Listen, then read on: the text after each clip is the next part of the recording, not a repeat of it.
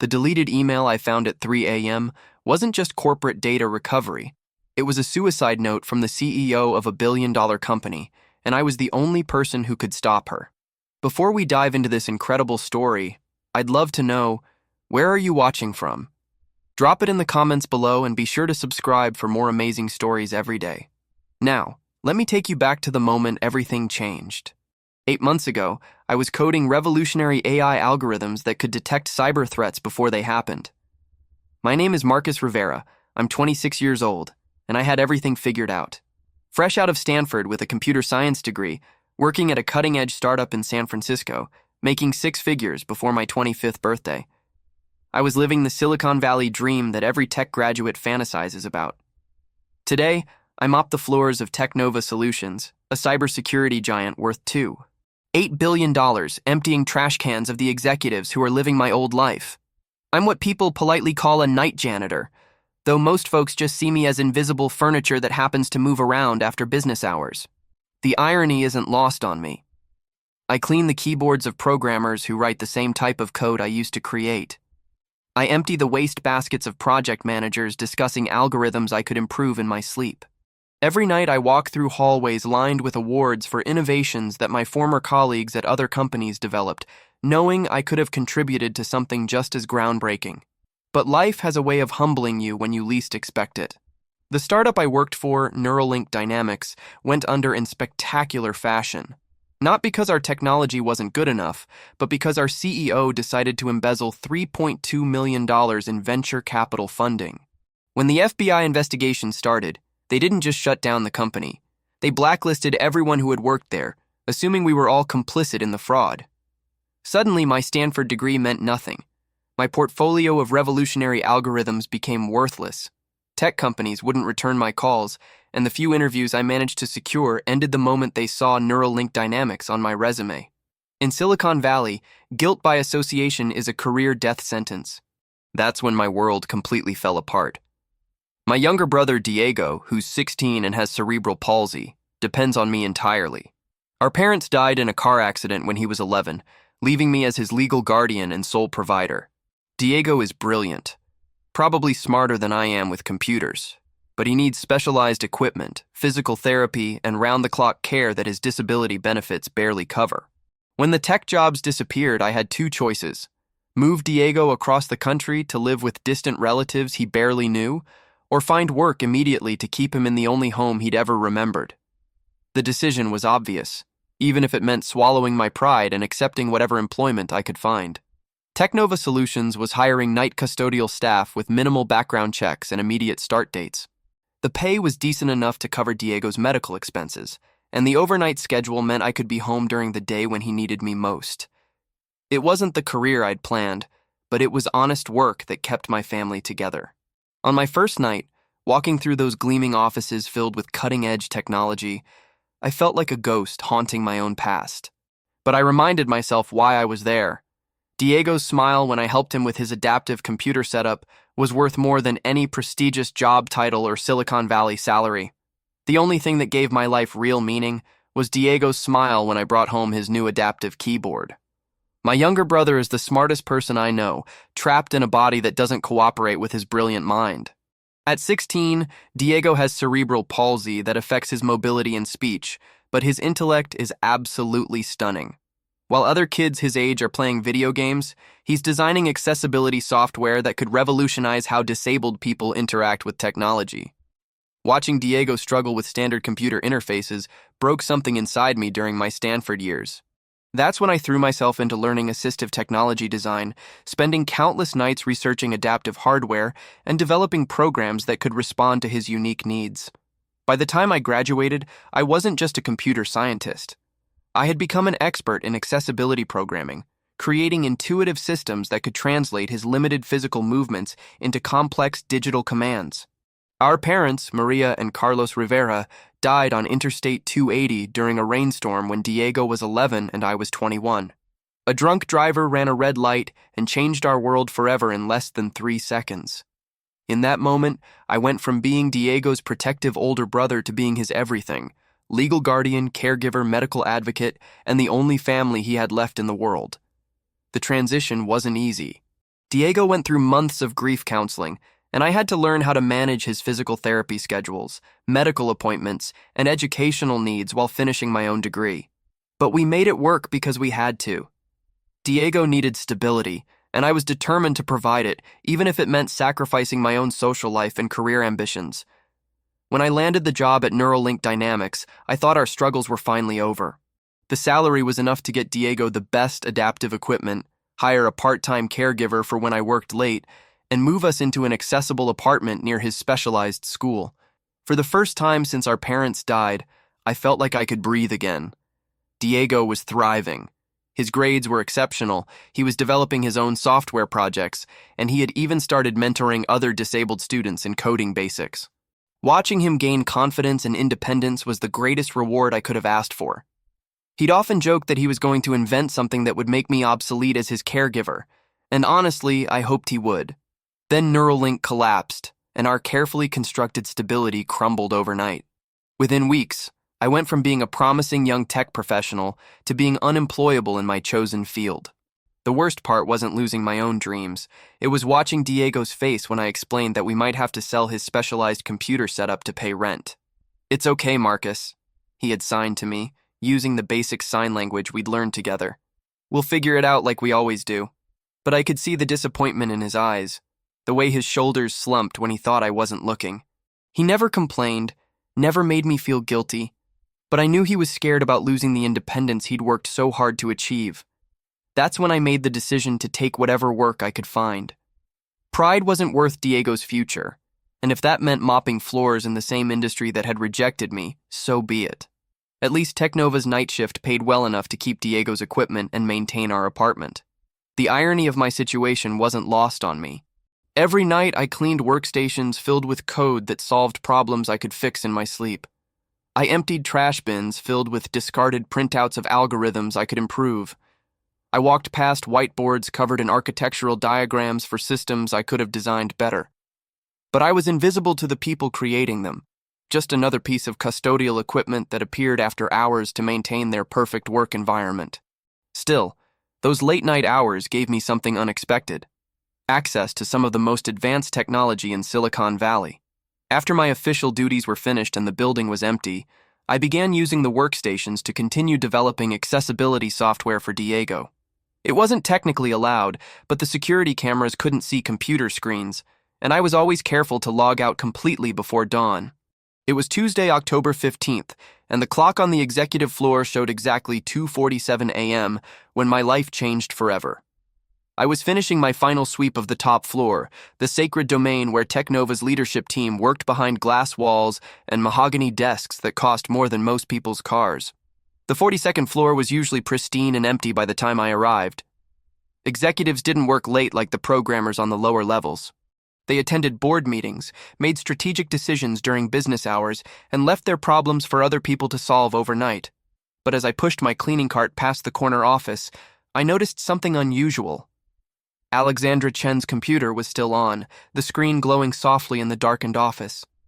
As CEO of a $2.8 billion cybersecurity company, she was legendary for her obsessive attention to digital security.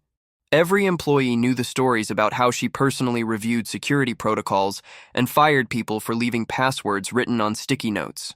The idea that she would leave her workstation unlocked and unattended was absolutely unthinkable. My first instinct was to keep walking, pretend I hadn't seen anything, log it as suspicious activity in the security report, and let the day shift handle whatever technical glitch had occurred. I had learned to keep my head down, do my assigned tasks, and avoid anything that might draw unwanted attention to myself. But something felt wrong. The office wasn't just empty, it felt abandoned. Alexandra's coffee mug sat half full on her desk, a presentation folder lay open beside her keyboard, and her reading glasses were folded neatly next to her mouse. It looked like she had stepped away for just a moment, except no one left the CEO's office unlocked at 3 a.m. unless something was seriously wrong. I knocked gently on the doorframe and called out, "Hello? Anyone there?" The only response was the quiet hum of the building's ventilation system. The hallway stretched empty in both directions, elevator lights showing all cars parked on the ground floor. Whatever had happened, Alexandra Chen was long gone. That's when I noticed the email draft on her screen. The message window was maximized, impossible to ignore from where I stood in the doorway. The subject line made my blood run cold. Final arrangements. My hands started shaking as I read the first few lines visible on the screen. I can't do this anymore. The pressure, the lawsuits, the weight of 2,000 employees' lives on my shoulders. I'm sorry. My mind raced as the implications hit me. This wasn't just an email. It was a goodbye letter. A suicide note scheduled for automatic delivery at 8 a.m., timed perfectly for when her assistant would arrive and discover that the CEO of Technova Solutions had vanished forever. I should have walked away. Called building security maybe, or left an anonymous tip for the police. But as I stood there staring at that screen, all I could think about was Diego. How many times had I felt that same crushing weight of responsibility? How many nights had I wondered if he would be better off without me struggling to provide for him? The difference was that I had Diego to live for. Alexandra Chen, from everything I'd heard, had built her entire identity around this company. If she was gone, it wouldn't just be one life lost. It would be thousands of jobs, millions in investor funds, and the collapse of one of Silicon Valley's most innovative cybersecurity firms. I took a step into the office, then stopped. This was a massive violation of privacy, potentially illegal, and definitely grounds for immediate termination. But the email draft showed an automatic send time of 8 a.m., just over 5 hours away. If I was wrong, I'd be fired for corporate espionage. If I was right and did nothing, I'd spend the rest of my life knowing I could have prevented a tragedy. The cursor blinked in the email draft, waiting for someone to complete the message or cancel the scheduled send. I realized with growing horror that Alexandra had probably already left the building, maybe even left the city entirely. She had deliberately left this message as her final communication to the world, a corporate suicide note that would explain her disappearance while destroying the company she had spent 15 years building. I pulled out my phone and started searching the building directory for any security personnel who might help track her down, but the overnight shift consisted of just 2 guards monitoring the ground floor lobby. They had no authority or training to handle something like this, and calling the police would take too long and require explanations I couldn't provide without admitting I'd accessed the CEO's private computer. There was only one option that might work, and it meant making the biggest decision of my life. I made a choice that would change my life forever. Instead of logging out and walking away, I sat down at Alexandra's computer and began searching the building's security system for any sign of where she might have gone. The executive access codes were still active, giving me unprecedented visibility into every camera, every access point, every motion detector in the 42-story building. The security logs showed her badge last used at 11:47 p.m., accessing the stairwell to the building's roof. My heart sank as I realized what that meant. She hadn't left the building at all. She was still here, 42 stories up, probably standing on the edge of everything she had built. I ran to the elevator, but executive access was required for the roof level. My janitor's badge wouldn't work, and the security desk would ask questions I couldn't answer without revealing what I'd discovered. The stairwell was my only option, even though climbing 42 flights would take nearly 15 minutes. By the time I reached the roof access door, I was gasping for breath and my legs felt like jelly. The door was propped open with a small stone, and I could see the San Francisco skyline twinkling beyond. The wind up here was fierce, carrying the distant sounds of late-night traffic and the bay fog rolling in from the ocean. I found her standing near the edge of the roof, not on the ledge itself, but close enough that my chest tightened with fear. Alexandra Chen looked nothing like the confident CEO whose picture graced the cover of Forbes magazine. She seemed smaller up here, fragile against the backdrop of the city lights, her usually perfect hair whipping around her face in the wind. "Please don't come any closer," she said without turning around. Her voice was steady, but I could hear the exhaustion underneath. "I know you probably think you're helping, but you don't understand what's happening here." "You're right," I said, staying several feet back. "I don't understand. But I found your email draft and I couldn't walk away knowing that someone was in pain." She turned then, and I could see that she'd been crying. "You're the night janitor, Marcus, right? I remember seeing you in the hallways." The fact that she knew my name was shocking. Executives didn't usually notice cleaning staff, let alone remember their names. "Yes, ma'am.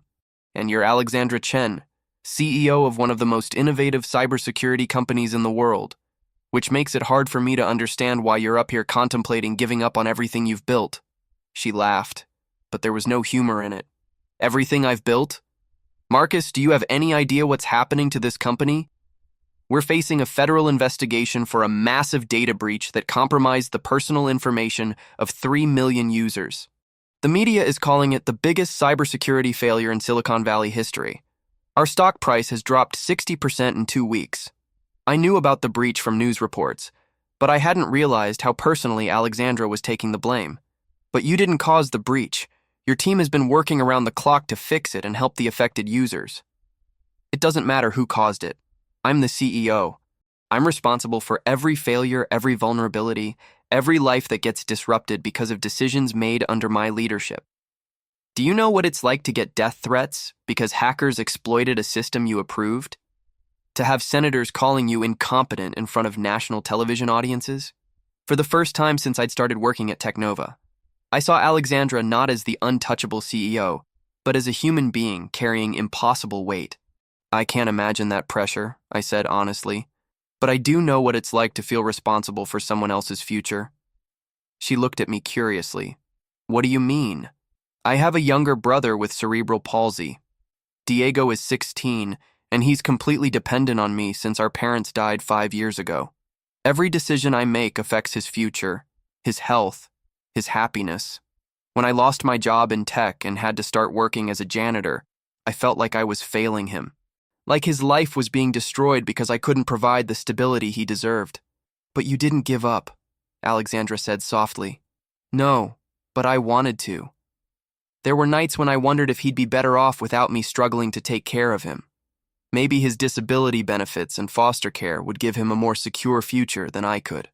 I took a step closer, encouraged that she was engaging with the conversation. But then I realized that giving up wouldn't solve his problems. It would just transfer them to someone else who didn't love him the way I do. Alexandra was quiet for a long moment, staring out at the city lights. "It's not the same thing, Marcus. Your brother needs you.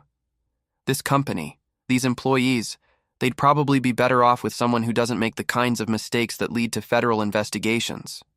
"Would they? Because from what I've seen working here these past few months, this company runs on the culture you've created. The innovation, the commitment to protecting people's digital security, the way employees actually care about their work instead of just collecting paychecks. That doesn't happen by accident. You're giving me too much credit. I approved the system architecture that made the breach possible. And you're giving yourself too much blame for something that happened despite your security measures, not because of them." I paused, realizing I was about to reveal information that could get me fired. "Alexandra, I used to work in cybersecurity before I started cleaning your offices. I know enough about system architecture to understand that what happened to Technova could have happened to any company. The hackers who did this are incredibly sophisticated." She turned to look at me fully for the first time. "You worked in cybersecurity? Why didn't I know that?" "Because ex-employees of scandal-plagued startups don't usually put their technical backgrounds on janitor job applications." For the next hour, Alexandra and I sat on that roof talking about pressure, responsibility, and the impossible weight of leadership. She agreed to come back downstairs, to delay any final decisions until morning, but I could see she was still fragile. When we reached the ground floor at 4:15 a.m., I walked her to her car, watching her drive away into the fog with my heart still pounding from what almost happened. I should have gone home then. Should have finished my shift, clocked out, and pretended the whole thing never occurred. But as I returned to complete my cleaning duties, Alexandra's words kept echoing in my mind. She was taking responsibility for a breach that seemed technically impossible to prevent, shouldering blame that belonged to sophisticated hackers, not security architecture. The next evening, I was mopping floors on the 35th floor when Janet Morrison from Building Security approached me with a tablet in her hands and a stern expression on her face. "Marcus, we need to talk," she said, gesturing toward the security office. "There are some irregularities in your access logs from last night." My stomach dropped.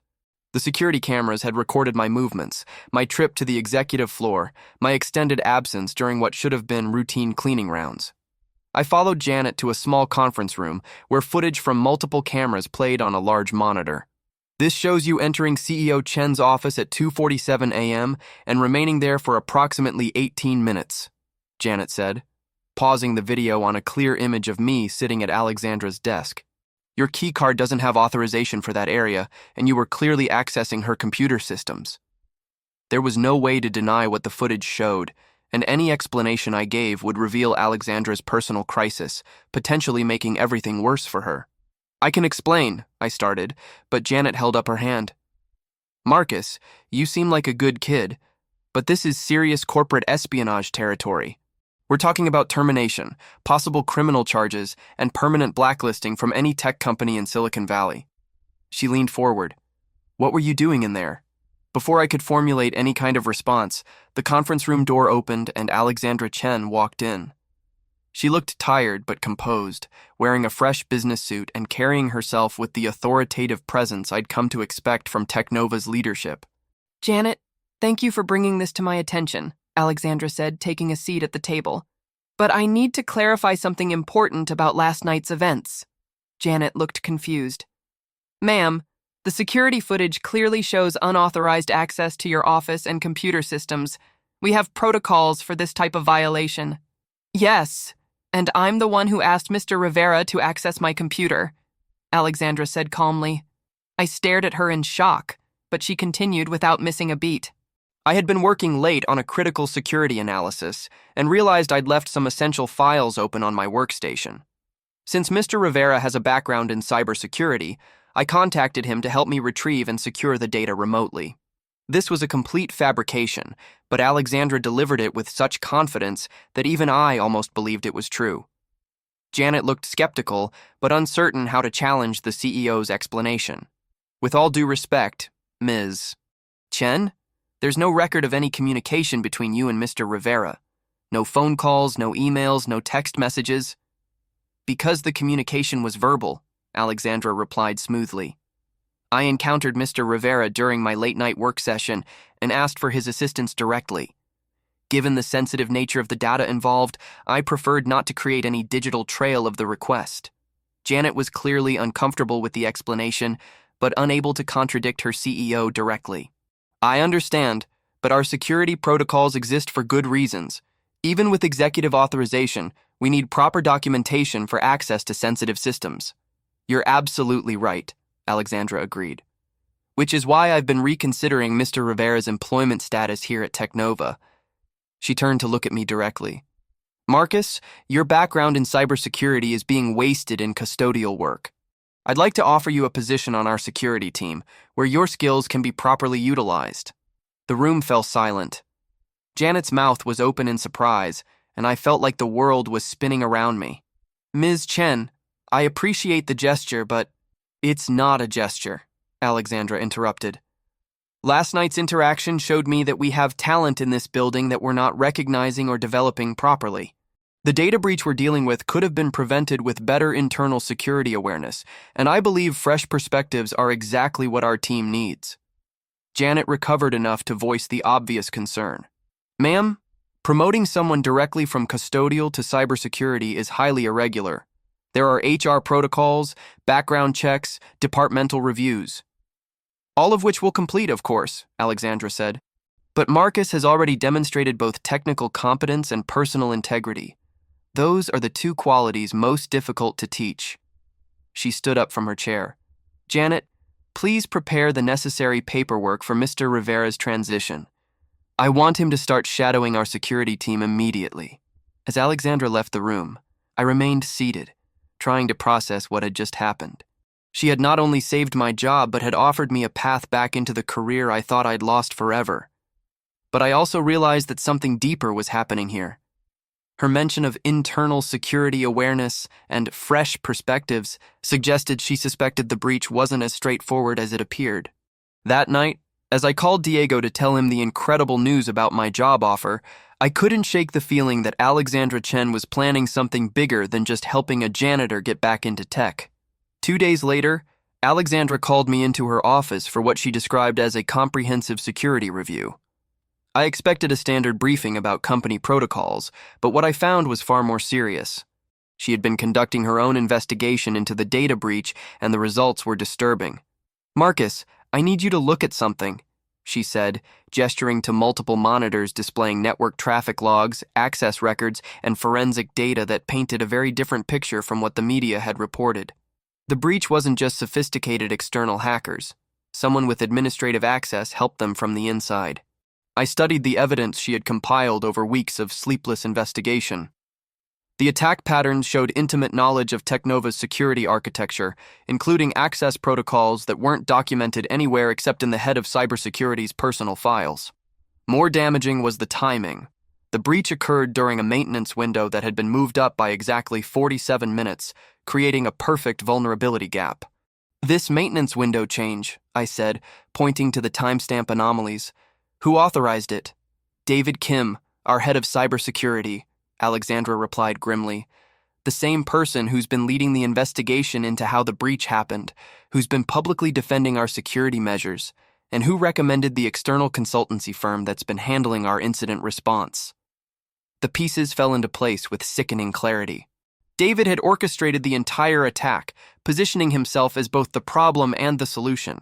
He's been controlling the narrative from the beginning, I realized, making it look like unavoidable external threats while covering up any evidence that would point to internal involvement. Alexandra nodded. But it gets worse. I've been monitoring his communications, and tomorrow's product launch isn't just a corporate presentation. He's planning to use it as cover for another attack, one that will completely destroy Technova's credibility and send our stock price into freefall. She pulled up financial records showing David's recent investment activities. He had been short-selling Technova stock while simultaneously buying puts on our major competitors. If Technova collapsed during tomorrow's highly publicized product launch, his financial gains would be in the tens of millions. He's planned this perfectly, Alexandra continued. Tomorrow we're unveiling our new AI-powered threat detection system to 50,000 virtual attendees and every major tech journalist in Silicon Valley. If our systems crash during the demonstration, especially if it appears to be another breach, Technova will never recover. I felt a chill as I understood the full scope of David's plan. The suicide note in your email drafts. You weren't actually planning to kill yourself, were you? Alexandra looked at me with surprise. How did you know about that? Because someone who's really planning suicide doesn't schedule emails for 8 hours later. They want immediate impact, I explained. You were setting a trap, making David think you were broken and defeated so he'd get careless with his final attack. Exactly. I needed him to believe that I was taking full responsibility for his sabotage, that I was too distraught to investigate further, she confirmed. But I also needed someone I could trust to help me catch him in the act. Someone with the technical skills to counter his attack, but who wasn't part of the existing security team. That's when I realized the full magnitude of what she was asking. You want me to lead the effort to stop him tomorrow. I'm not just asking you to stop him, Marcus. I'm offering you the position of Director of Digital Security, effective immediately. David will be terminated tonight for cause, and you'll take over his team to prevent tomorrow's attack and rebuild our entire security infrastructure. The offer was staggering. From night janitor to Director of Digital Security in less than a week, leading a team of 20 cybersecurity professionals with advanced degrees and years of experience. Alexandra, I'm flattered, but those people aren't going to follow someone who was mopping their floors 3 days ago. They will when they understand that their previous director was systematically destroying the company they've been working to protect, she replied, and they'll especially follow someone who helped save both Technova and their jobs. She handed me a tablet containing comprehensive details about tomorrow's planned attack, David's methodology, and the countermeasures we'd need to implement. I know this is overwhelming, but you're the only person in this building who has both the technical expertise and the outsider perspective to see what David has been hiding from us. As I reviewed the attack plan, I could see Diego's face in my mind. Not just the financial security this job would provide, but the opportunity to build something meaningful in the accessibility space. If we stop David's attack, I want full authorization to implement comprehensive accessibility features in all Technova products and facilities. Alexandra smiled for the first time since I'd met her. Marcus, if we stop David's attack and expose his sabotage, you'll have the resources to make Technova the most accessible tech company in Silicon Valley. That night, I went home to Diego with news that would change both our lives forever. But first, I had to help save a company from an insider who had spent months planning its destruction. The product launch was set for 10 a.m. Pacific time, with 50,000 registered attendees and live coverage from every major tech publication in Silicon Valley. By 6 a.m., I was already in Technova's Security Operations Center with a hastily assembled team of cybersecurity specialists who, just 12 hours earlier, had discovered their director was planning to sabotage their own company. David Kim had been terminated the previous evening in Alexandra's office, but not before we'd learned the full scope of his plan. He intended to trigger a massive distributed denial of service attack during the live demonstration of our new AI-powered threat detection system, making it appear that Technova's own security had been compromised again. The timing was diabolical. Millions of viewers would witness our cybersecurity company failing to protect its own presentation. Leading a team of 20 cybersecurity professionals who had worked under David for years was intimidating, but they were more angry than skeptical. When I explained how David had manipulated the previous breach investigation to cover his tracks, several team members began connecting dots they had overlooked during the crisis. "The maintenance window timing never made sense," said Sarah Chen, a senior network analyst. "David insisted we move it up, claiming executive pressure, but there was no documentation of any such request." "And the external consultancy he brought in," added James Wright, our incident response specialist. "They had access to systems they shouldn't have needed, and their forensic reports always seemed to exclude certain log files."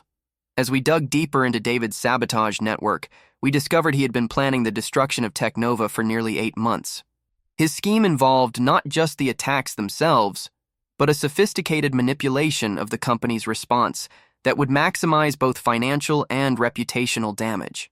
By 8 a.m., we had identified the infrastructure he planned to use for the attack, a botnet of compromised servers that he had been secretly building using Technova's own resources. His plan was elegant in its cynicism. Use the company's security budget to fund the very attacks that would destroy it. "Marcus, we've got a problem," called out Lisa Park from the network monitoring station. "David's attack isn't scheduled for during the presentation. It's starting now." The screens around us lit up with alerts as thousands of malicious requests began hitting our servers. David had moved up his timeline, probably realizing that his termination meant he had limited time before we discovered and neutralized his infrastructure. "He's trying to crash our systems before the presentation even starts," I realized. "If we're offline when the event begins, it'll look like we can't even keep our own website running." The next 2 hours became the most intense of my professional life. While Alexandra handled the business continuity aspects upstairs, I coordinated our team's response to wave after wave of attacks. David had built his botnet well. Every time we blocked one vector, he shifted to another. But we had advantages David didn't expect. Diego, watching the live stream from home, had called to point out patterns in the attack signatures that his accessibility software had helped him identify. My brother's unique perspective, processing information differently due to his cerebral palsy, allowed him to see rhythms in the attack data that none of us had noticed. "Tell your team to look at the timing intervals between attack waves," Diego said during a frantic phone call. "They're not random. He's using a specific algorithm that creates accessibility signatures." Using Diego's insight, we were able to predict David's next moves and get ahead of his attacks instead of constantly reacting. By 9:45 a.m., we had not only neutralized his botnet, but had traced the attacks back to their source, providing law enforcement with the evidence they needed to arrest him. At exactly 10 a.m., Alexandra took the stage for Technova's product launch. But instead of just demonstrating our new AI threat detection system, she told the story of how we had discovered and stopped an insider threat in real time. "Ladies and gentlemen, what you're about to see isn't a scripted demonstration," she announced to the 50,000 viewers. "Over the past 2 hours, Technova has been under active attack by a former employee attempting to sabotage this very presentation. I want you to watch how our team, led by our new Director of Digital Security, Marcus Rivera, not only defeated this attack, but turned it into a real-world validation of our security capabilities."